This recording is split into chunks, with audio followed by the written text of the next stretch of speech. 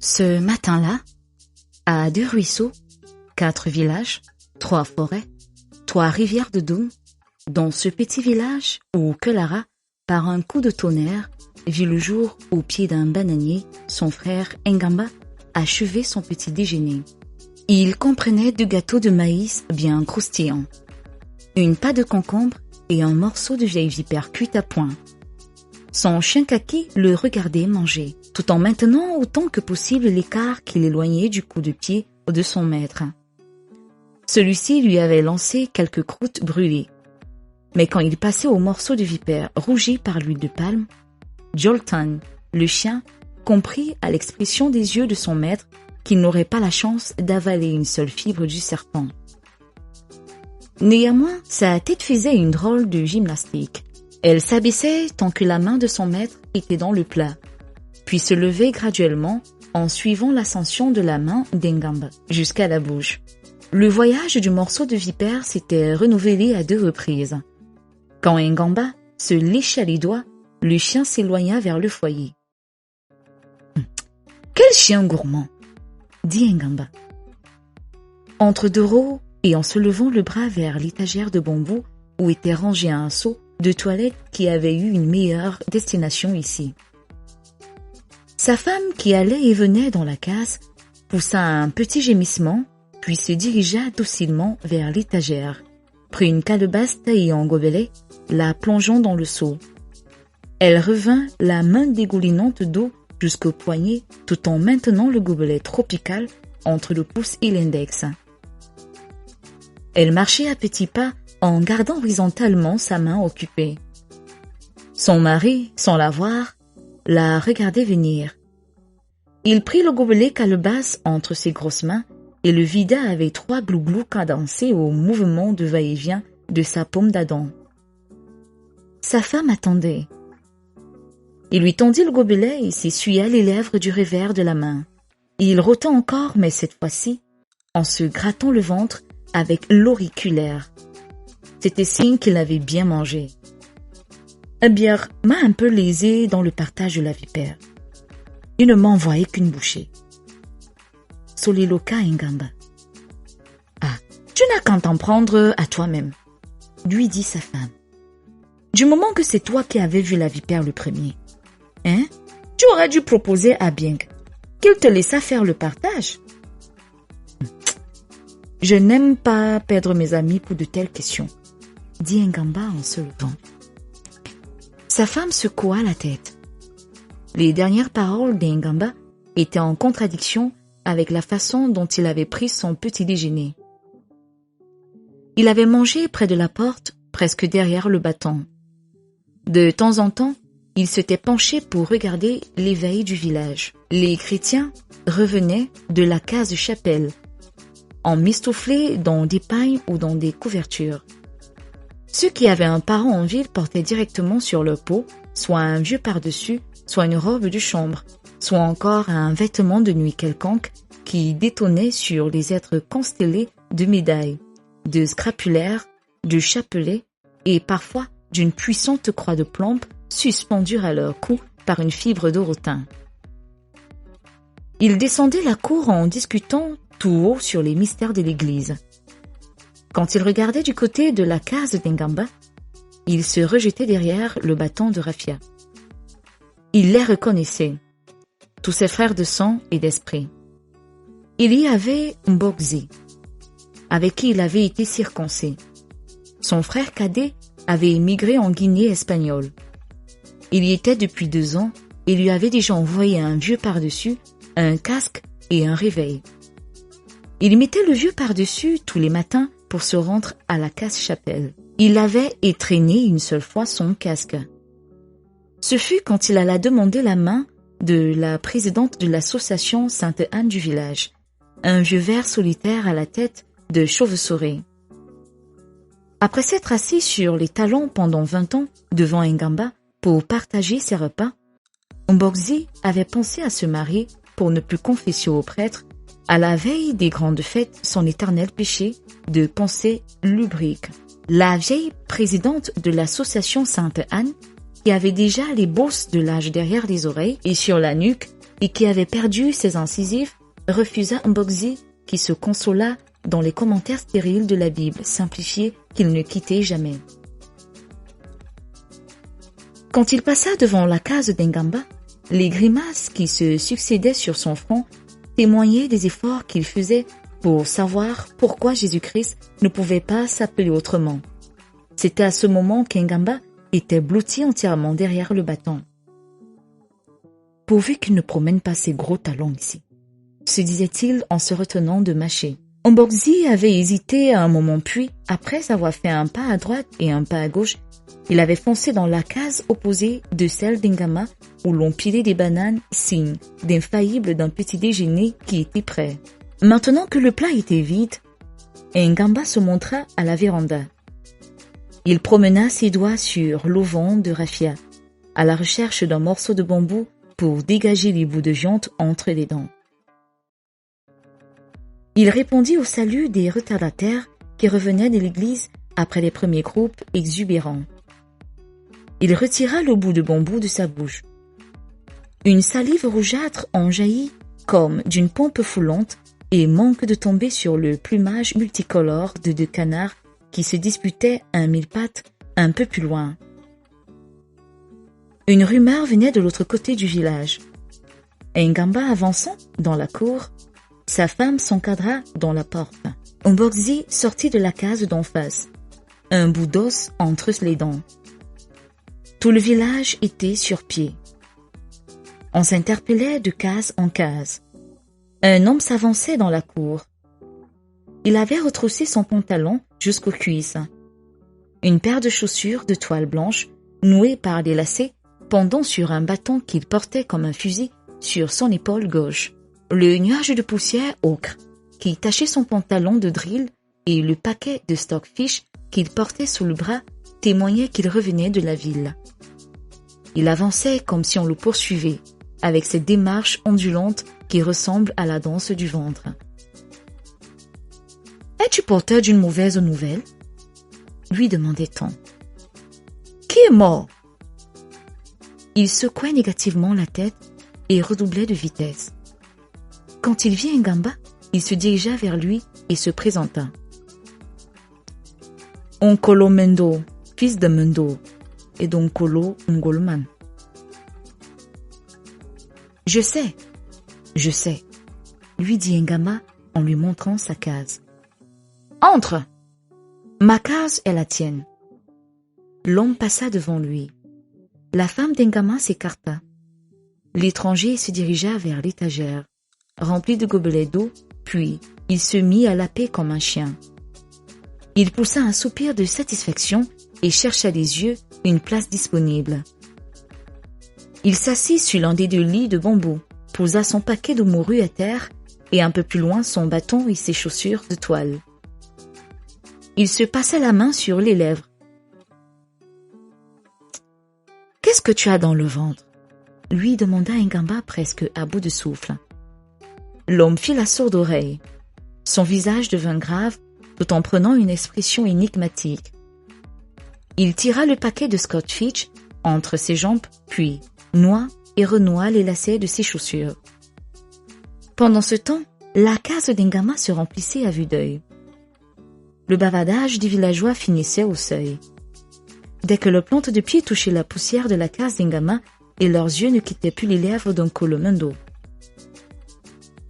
Quand il n'y avait plus d'espace libre, même pour le pauvre Joltan, qu'on avait chassé, avec force coup de pied, l'étranger, qui jusque-là fixait obstinément le paquet de stockfish, releva la tête vers Engamba. Celui-ci tourna la sienne à 2 reprises autour de ses épaules, regardant derrière lui, puis, résigné, brava le visage placide d'Onkolo. « Nos oreilles sont tendues vers toi, » dit Mboxi, tout en cherchant du regard une approbation dans la foule.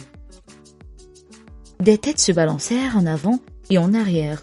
Rassuré, il reprit. « Engamba, c'est nous tous. Rien ne le concerne en particulier. Sa douleur, ses joies. Regardant Amalia, la femme d'Engamba, sa femme, Tout ça nous appartient. C'est la vérité même dont tu as quelqu'un. L'étranger caressa sa grosse lèvre inférieure et approuva Borgzi avec un petit mouvement de la tête. Il sortit un vieux flacon à mentholatum. Il le déboucha et prit une pincée d'une poudre marron qu'il enfonça aussi profondément qu'il put et dans ses narines aussi noires et velues qu'une peau de gorille. Ses yeux s'embuèrent de larmes, mais d'un mouvement sec de la tête, il les refoula et tendit le flacon ouvert à Borgzi, tandis qu'il se frottait le bout du nez au revers de sa main libre. Quand Borgzi se fut servi, il passa le flacon à son voisin qui le passa au suivant. Cette poudre de tabac, c'est quelque chose. Ça fait longtemps que je n'ai pas pris un tabac pareil, dit Borgzi en pinçant le nez. Mon cerveau est mieux aéré. Appuya un autre. Je ne sens plus mon mal de dents. L'étranger, en se trémoussant, glissa le flacon vide dans la poche arrière de son pantalon. Il prenait bien son temps, trop même, pour mieux tenir Ngamba et ses amis en haleine. « Est-ce que le chef est parmi vous ?» demanda-t-il. Cette question sema la panique dans la case. Borgzi, qui depuis 20 ans ne pouvait s'asseoir autrement qu'en s'accroupissant sur les talons, laissa ses fesses choir lourdement sur le sol. Il regarda Ngamba, qui haussa les épaules. « Est-ce donc si important que cela ?» demanda-t-il à l'étranger. « Oui et non, » répondit-il. « J'ai demandé pour demander. » Ngamba se leva et s'avança au milieu de la case. « Les affaires sont comme elles sont. Elles ont leurs responsables et se font comme elles doivent se faire, » dit-il. Il s'appuya contre l'unique piquet qui soutenait la toiture de raffia, puis continua à parler pour ne rien dire. Les fantômes ne murmurent pas sans qu'il pleuve la nuit. Si je disais, parlons bas, c'est qu'il y a un ennemi, n'est-ce pas, hein? Yeah, répondirent les 30 voix rauques massées dans la case d'Ngamba. Ngamba dit la vérité, dit quelqu'un. Ça, ce sont les paroles d'un homme mûr, dit un autre. Et Ngamba retourna à sa place. Borgzi voulut lui succéder au piquet. Assois-toi, intervint quelqu'un. Quel homme mûr es-tu? Tu t'amènes toujours avec des tam-tams dans les fêtes où l'on ne t'a pas invité. Serais-tu aussi gourmand des paroles? Ngamba est mon frère, coupa Borgzi. Parce que nous avons la même famille maternelle. Sa mère et la mienne étaient de la tribu des Banais. Tout ce qui le touche me touche. Aussi, nous avons le même sang. Et je peux parler pour sa bouche. Dis-moi, si j'ai mangé chez toi. Dis-le, hein, fulminait-il. S'il y a quelqu'un à faire sortir d'ici, c'est bien toi, cria-t-il à un gaillard dont une alopécie sénile avait complètement dégarni l'occiput. Taisez-vous, vociféra Ngamba en s'avançant encore vers le piquet. Ne commencez pas votre sorcellerie ici. L'étranger me doit une nouvelle. Nous ne savons même pas encore ce que c'est. Et vous commencez déjà votre sorcellerie. Où va ce village? Ngamba retourna à sa place. Un murmure d'approbation l'accompagna. Étranger, à toi la parole, dit quelqu'un. Elle m'appartient, répondit Kolo en se levant. Après une pause, il reprit. Les affaires sont comme elles sont. J'ai marché hier sous le soleil accablant et j'ai bravé les esprits toute la nuit pour t'apporter cette nouvelle que je porte encore dans mon ventre. Il est donc inutile que tu me donnes la parole. Je viens de Doum. Ce que j'ai vu et entendu là-bas ne se raconte pas. J'y étais parti pour vendre quelques fèves de cacao. Mes futurs beaux-parents me demandent un paquet de stockfish pour que je puisse épouser leur fille à l'état civil. J'ai déjà donné 30 000 francs, une caisse de bière, un casque, un sac de sel. 3 coupes-coupes, 5 moutons, un seau à eau, une marmite en fonte, un sac de riz. Il ne me restait plus que ce stockfish. Donc, j'étais partie vendre les fèves de cacao chez ces Grecs qui nous volent tout. En arrivant à Doum, on sentait que l'air n'y était pas comme d'habitude. Tous les gens que je voyais semblaient s'attendre à je ne sais quoi. Les prisonniers balayaient les rues, dressaient des arbres de palme à tous les carrefours. Des camions et des camions de tirailleurs armés de fusils filaient à toute allure vers le bureau du commandant. Vous savez, tirailleurs qui viennent du côté du Gabon, qui sont noirs comme un fond de marmite, ont une tête en forme de bourse de bélier et les dents semblables à celles d'une scie. Des baïonnettes brillaient au bout de leurs fusils. Il y avait aussi des tirailleurs blancs. Ceux-là, vous ne les avez jamais vus. Et c'est la guerre, c'est la guerre, la guerre est arrivée, se mit à gémir Mboxi. La guerre est arrivée. Je savais bien que les Allemands n'allaient pas se laisser battre comme ça.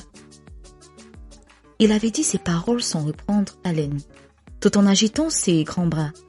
L'assistant se le regardait, pétrifié par ces paroles qui donnaient mal au ventre au paisible cultivateur de Zourian. C'est ce que j'avais d'abord pensé, reprit l'étranger. L'assistant se remua. On avait eu chaud. C'est ce que j'avais d'abord pensé, répéta-t-il. Eh bien, il n'y a pas danger dans ce sens. La vérité est que Doum est sur pied, parce que le chef des Blancs, pas celui qui est à Timba, celui qui vient à Paris, viendra lui-même. J'ai dit lui-même, et non son fantôme, ni son à côté, ni sa ressemblance. Il viendra à Doum pour décorer. Meka, rugit Ngamba. Meka, mon beau-frère, n'est-ce pas? J'en étais sûre. Cette nuit, j'avais rêvé que j'étais plus grand qu'un éléphant. Il étreignit l'étranger, l'écarta pour mieux le regarder, puis l'embrassa de nouveau. Amalia poussa le cri de joie le plus strident, qu'elle put tout en ondulant son torse. Au-dessous de sa poitrine plate, sa robe se gonflait et se dégonflait au mouvement forcené des seins qu'on devinait couchés sur son ventre. Au dehors, d'autres sirènes lui répondirent. Elle sortit en coup de vent et commença à danser seule dans la cour. Elle fut bientôt entourée par les sirènes qui venaient de partout, des cases enfumées, d'un bout à l'autre du village, de ces 1000 pistes qui dans les villages sillonnent la brousse derrière les cases et conduisent soit au marigot, soit au champ.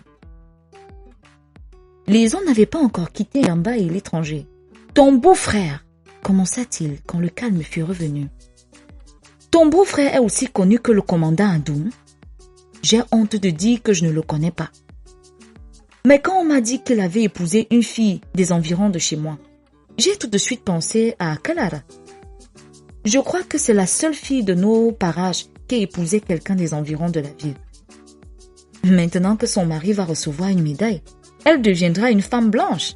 Les corvées et tous les autres embêtements, tout ça c'est fini pour lui, dit Ngamba songeur. On peut dire qu'il a bien de la chance, hein?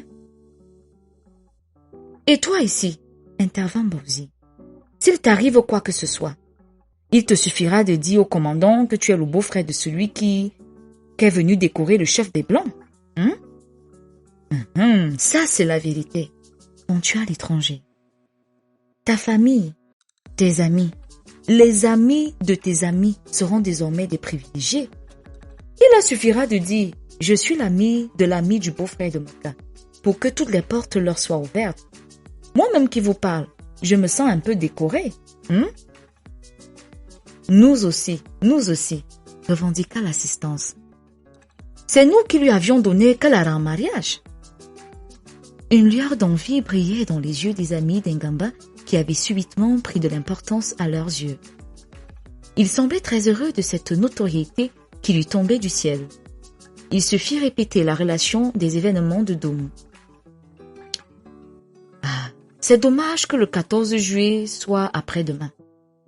J'aurais pu aller chercher mes cabris que je fais élever à 30 kilomètres d'ici. Je ne pourrais apporter à mon beau-frère que mon vieux bouc, la seule bête qui me reste au village. Quelqu'un lui promit un poulet, un autre un canard et un autre une bouteille d'huile de palme. Pourvu qu'on me les donne, pensait Ngamba. Tout en regrettant d'avoir parlé de son vieux bouc, il regretta aussi que le mensonge habile ne fût pas un péché mortel. Ainsi, il aurait pu être sûr de recevoir tout ce qu'on lui avait promis. Quand les villageois s'aperçurent que l'étranger n'avait plus rien à dire, qui les intéressa, ils se retirèrent un à un et bientôt Ngamba se retrouva seul avec Nkolo. Il lui offrit un morceau de viande boucanée d'éléphant et un peu de manioc trempé. Amalia enveloppa tout cela dans une feuille de bananier.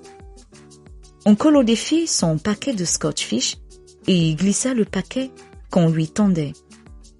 Il refit le nœud de son paquet, puis le posa en équilibre sur sa tête, et Ngamba l'accompagna jusqu'à l'autre bout du village, sur la berge de la rivière où finissait sa tribu et où commençait celle des Yemayas dont Nkolo faisait partie. Un ami vaut plus qu'un frère, lui dit Ngamba au moment de la séparation. Ma case te restera toujours ouverte, et comme ton chemin passe devant ma véranda, tu t'y arrêteras pour y manger quelque chose ou pour t'abriter du soleil, si je n'étais pas là. J'ai connu plus qu'un frère, coupa Nkolo en descendant son paquet de Scotch fish sur l'épaule. Si tes pieds te poussaient jusqu'à Ngolman, tu boirais du bon vin de palme, et de vin à son tour te boirait. Ma troisième femme a le coup des reins, elle te réchaufferait le dos. Ils se serrèrent les mains, et Ngamba regarda Nkolo s'éloigner de sa démarche ondulante. Il trembla un peu quand il le vit gigoter sur l'unique planche posée au travers de la petite rivière. Tout se passa bien. Quand Nkolo toucha l'autre rive, ils agitèrent encore leurs bras. « Que Dieu te garde, oh !» cria Nkolo. « Qu'il t'accompagne en paix !» répondit Ngamba. Et Ngamba revint au village.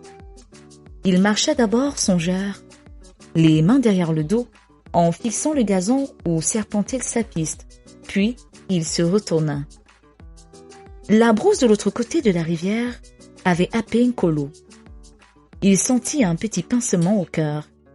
Il haussa les épaules. C'était le geste habituel qu'il faisait pour s'empêcher de s'attendrir. Il ne connaissait pas Nkolo en particulier, mais il savait que tous, les habitants d'Ongolman, étaient ses amis. Il regretta de n'avoir pas invité Nkolo à passer la nuit, mais il se consola à la pensée que ce polygame se serait ennuyé tout seul sur l'autre lit de bambou où dormait Joltan. Il pensa à Amelia, sa femme, avec qui il avait embrassé le catholicisme. Une tristesse indéfinissable plissa son front. Il se remémorait ce beau vieux temps où il avait succédé à son père. Il était riche, alors on disait à Zurian « Être riche comme Ngamba ». En mourant, son père lui avait laissé 10 jeunes femmes et sa mère. Kalara avait alors des seins gros comme des citrons. Ngamba passait des journées dans la case à palabre, assis entre les jambes de l'une de ses femmes en discutant des 1000 choses dont est fait de la vie d'un polygame africain. C'était une vie facile, oisive, où il était le grand bénéficiaire de l'émulation qui opposait ces femmes. Il ne pensait pas à l'époque que les Blancs avec leur religion seraient redoutables pour son bonheur. Il se souvint de ce matin où le premier prêtre blanc était arrivé à Zurian. Il parlait des péchés mortels, du paradis. On l'écoutait parce qu'on ne pouvait pas faire autrement. Les choses changèrent quand il parla du mariage religieux. Les femmes qui, jusque-là, tiraient sur la corde comme des chèvres attachées à un piquet usé en profitèrent pour réclamer leur liberté par l'intermédiaire du baptême. Pressentant le danger et le ridicule dont il était menacé, Ngamba prit les devants en se convertissant. Amalia était la seule de ces femmes qui accepta de se marier à l'église avec lui. Ce jour-là, le prêtre parla de l'opération du Saint-Esprit. Il parla, tout rouge, les yeux étincelants, du succès de la religion catholique romaine dans cette contrée perdue où la grâce de Dieu faisait ses premiers pas dans le cœur d'Ingamba, le premier païen converti. Oncle lui n'avait pas eu cette malchance. Il avait encore 5 femmes et allait bientôt briser les pattes de l'antilope pour la 6e fois. Le vénard! S'écria Ingamba en levant les bras au ciel. Il pensa aussitôt à Meka. Il était presque de son âge. Il avait connu Kalara à l'âge où les filles courent encore toutes nues. Il était passé à Zorian en revenant de chercher une partie de l'héritage que lui avait laissé sa sœur aînée. En ce temps-là, le père d'Engama était l'homme le plus puissant de Zorian. Sa case à palabres avait été construite en travers de la cour, si bien que le chemin qui conduisait au-delà de Zorian passait sur ses longues jambes posées sur les fesses de l'une de ses femmes. Chaque étranger partageait avec lui des gourdes de vin de palme qu'un esclave allait chercher tous les matins. Suivant que l'étranger était puissant ou misérable, il en faisait un ami ou un esclave. Quand Meka était passé à Zorian, le père d'Engama avait compris que ce Vema qui venait de Doum était un homme qui avait d'autres hommes derrière lui. Toujours conciliant avec ses égaux, il avait appelé Kalara, un bébé au gros ventre. Il avait envoyé sur les cuisses de Meka. « Voilà ta femme, » lui avait-il dit. « Tu pourras venir la chercher quand elle sera à point. » Et c'est ainsi qu'Engama était devenu le beau-frère de Meka. Maintenant, Meka allait être décoré. Et par qui? Par le chef de tous les Blancs. Dans l'imagination d'Engamba, c'était celui qui avait vaincu les Allemands. Un vrai chef, celui-là. Il devait connaître Meka, ou sûrement il en avait entendu parler. Meka était vraiment quelqu'un. Son nom avait traversé les mers et les mers. Il était parvenu jusqu'aux oreilles du grand chef des Blancs qui avait décidé de venir lui-même lui témoigner de son amitié. Qui sait s'il n'allait pas lui apporter une femme blanche et même des bouteilles de berger. Cette liqueur qu'on ne vendait jamais aux indigènes. « Aïe, le vénard !» s'écria-t-il encore en levant les bras au ciel. L'ami du chef n'est-il pas lui-même un peu chef? Quelle étrange destinée allait être celle de Meka? De simple cultivateur qu'il était, il allait devenir quelqu'un parmi les Blancs. Il serait le seul indigène capable de passer devant le bureau du commandant, avec son casque posé sur l'oreille. Au lieu d'ôter son couvre-chef devant les Blancs, c'était eux qui allaient se découvrir devant lui. « Hey, le vénard !» s'écria-t-il en levant les bras au ciel. Subitement, Engamba se sentit heureux. Il sautilla sur un pied et retomba sur l'autre. Ses os craquèrent. Il passa ses mains autour de ses reins, puis se mit à dodeliner de la tête. Il se sentit on ne peut plus important. « Hey, c'est mon beau-frère, Meka. Je suis son beau-frère. Je suis le beau-frère du médaillé. » Il ondula le torse.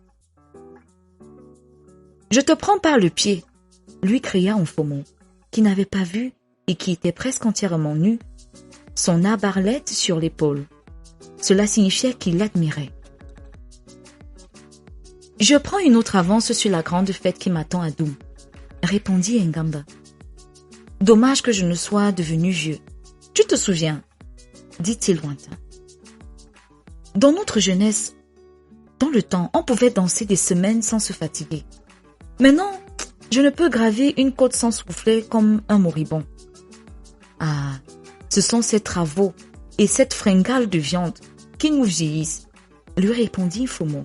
« Au fait, quand pars-tu pour Doum? Le 14 juillet et après-demain. Je pars donc ce soir, quand le soleil sera moins accablant. Même, je voyagerai la nuit. Il est difficile de conduire un bouc sous la chaleur. Je compte revenir après les fêtes, à moins que Kalara et son mari ne nous retiennent davantage. Bienheureux, toi qui mangeras de la viande de bœuf demain, lui dit Fomo. Quant à moi, j'en ai oublié le goût. Les singes deviennent rares. Bientôt j'abandonnerai mon arbre à arlette. Ngamba ne sut que répondre. Il fit un geste vague et se jeta dans les bras d'Mfumo pour lui dire au revoir. Ils s'embrassèrent. « Que rien de mal ne t'arrive » lui dit Mfumo en lui pinçant les biceps. « Merci beaucoup » répondit Ngamba avec un tremblement dans la voix et en lui pinçant les biceps à son tour. Leurs bras glissèrent mutuellement sur leurs avant-bras. Ils s'empoignèrent les mains, puis se repoussèrent. Mfumo, comme un énorme quadrumane, disparut dans un fourré. Ngamba déboucha derrière sa case. Le raffia craquait sous l'atmosphère caniculaire de fin des saisons sèches où les cultivateurs désertaient tôt leur case pour se dépêcher de terminer d'ensemencer leurs champs avant la petite saison des pluies. Quelques enfants abandonnés pleuraient dans l'ombre des vérandas, un morceau de banane dans une main, un bout d'os dans l'autre.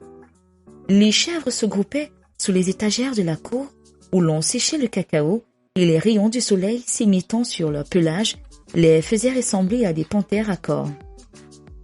Ngamba se moucha avec un bout de son pagne. Il chassa un cabri qui se frottait contre le mur de sa case puis entra chez lui. Amalia allait et venait dans la case. Elle avait placé un énorme panier au centre. Quand Ngamba entrait, elle l'avait déjà rempli d'arachides au quart. Elle mit ensuite 4 mains de bananes, ce qui restait de la trempe boucanée d'éléphant, quelques gâteaux de maïs, 2 bouteilles d'huile de palme, 4 morceaux de canne à sucre, 2 oranges et quelques feuilles de tabac. Joltan, assis sur ses pattes de derrière, la regardait avec étonnement. Quand son maître entra, il s'enfonça sous le lit. « Qu'attends-tu pour attraper le bouc ?» lui demanda Amalia. Ngamba siffla d'ennui entre ses dents. Sa femme lui tendit un épi de maïs. Il appela Joltan, qui jappa de peur sous le lit. « Sors d'ici !» vociféra Ngamba, qui souleva brutalement le lit. Le chien se précipita dans la cour. Ngamba alla sous l'étagère où s'était amassée une partie du bétail du village. Il le chassa pour voir si son bouc s'y trouvait. Les animaux s'égayèrent. Il n'y avait pas d'Ebogo. Ebogo était le nom qu'il avait donné. C'était un bouc blanc à la barbiche noire et aux cornes cassées. On le lui avait donné quand son filleul, devenu catéchiste, à une journée de marche de Zorian, s'était marié. Pour l'habituer à sa case, Ngamba, les premiers jours, l'avait gardé attaché à l'unique piquet de sa case. Quand Amalia en eut assez d'enlever les excréments de l'animal et qu'elle jugea qu'il connaissait assez la maison, elle le mit dehors. Ebogo, qui avait la nostalgie de la case de son maître, ne s'éloignait jamais au-delà de la véranda. Les premiers jours, Ngamba était tout content de découvrir que ce bouc l'aimait. Il lui avait donné ce nom, celui d'une jeune femme, la dernière de la succession qui lui échut à la mort de son père.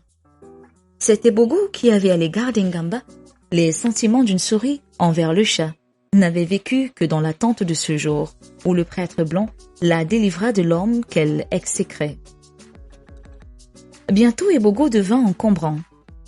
Quelquefois, Ngamba le trouvait ruminant sur son lit de bambou. Cela l'amusa d'abord, jusqu'au jour où sa femme, en le repoussant, lui dit qu'il sentait le bouc. Il respira l'odeur de ses aisselles pendant qu'Ebogo, les yeux luisants dans l'ombre, attendait. Ngamba s'était alors levé comme un fou et avait envoyé violemment une pierre du foyer en direction d'Ebogo qui, ne demandant pas, s'en reste. Depuis, il avait émigré à l'autre bout du village, chez les chèvres d'Mfumo. Ngamba remontant la cour en appelant Joltan. Le chien le suivit à une distance respectueuse, comme la femme d'un Chinois. Ngamba appelait Ebogo à tue-tête. 1 heure s'était passée quand il vit l'animal débouchant d'une cacaoyère à la poursuite des chèvres. Joltan, comprenant son devoir, lui barra aussitôt le chemin en aboyant. Ngamba lançant quelques grains de maïs, mais l'animal, en rue, n'y fit même pas attention. Les chèvres l'attendaient un peu plus loin, en bêlant. Ngamba avançant de quelques pas, Le bouc fonça dans l'espace libre entre Jolton et son maître. Ngamba l'abreuva d'injures. Jolton aboya. Un chien, puis d'autres lui répondirent. Ngamba fut bientôt entouré d'une meute. « merci Jolton, dit-il en souriant au chien. Jolton et ses camarades foncèrent derrière le bouc. Les chèvres, voyant le danger, isolèrent leur mal en se dispersant de tous côtés. Et Bogo fut bientôt cerné, il ne bougeait plus. Ngamba guetta ses pattes de derrière. Il avançait les bras pendant que le bouc faisait face à une partie de la meute. Le mari d'Amalia fit un pas, puis saisit violemment les pattes de l'animal qui se mit à ruer en bêlant. Ngamba tint bon. Il tira l'animal à reculons jusqu'à sa case. Jolton, lui, et ses camarades lui mordillaient les flancs. Amalia apporta les fibres de rotin. Et Bogo fut attaché de main, 2 mètres au piquet de la case. Et Ngamba souffla, puis se passa la paume sur le visage. Il but un gobelet d'eau. Jolton tira sa langue entre ses jambes. Et Bogo avait cessé de secouer la corde. Il ruminait.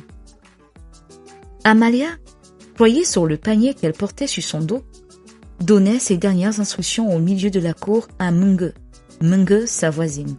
« Tous les soirs, tu ouvriras la porte aux poules, lui cria-t-elle. N'oublie pas de m'acheter de la naphtaline et la queue de bœuf, lui recommanda Mungue. Je n'oublierai pas, répondit l'une. Je ferai tout comme si c'était toi, répondit l'autre.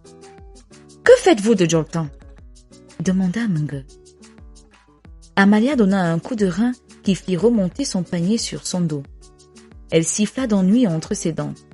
Elle tourna tant bien que mal son cou bondé par le poids en direction du chien qui se tenait éloigné de son maître, faisant ses adieux.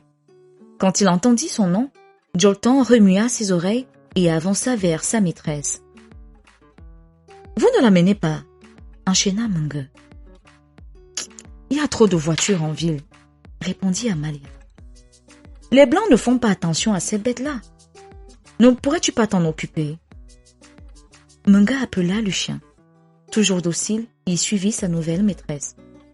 Ngamba, une sagaie dans une main, faisait des adieux sans fin. Il partait, revenait auprès du groupe des villageois, rassemblés dans la cour, repartait puis revenait. Et pendant ce temps, Amalia passait devant l'avant-dernière case du village. « Tu nous raconteras tout à ton retour, lui disait Mbogzi.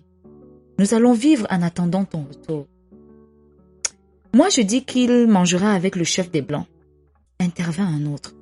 Sûrement qu'en invitant son beau-frère, il t'invitera aussi. Un murmure d'envie s'éleva de la foule.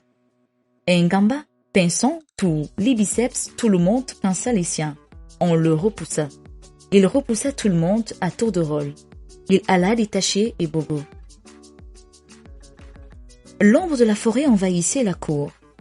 Les perroquets du soir jacassaient très haut dans le ciel en traversant le village.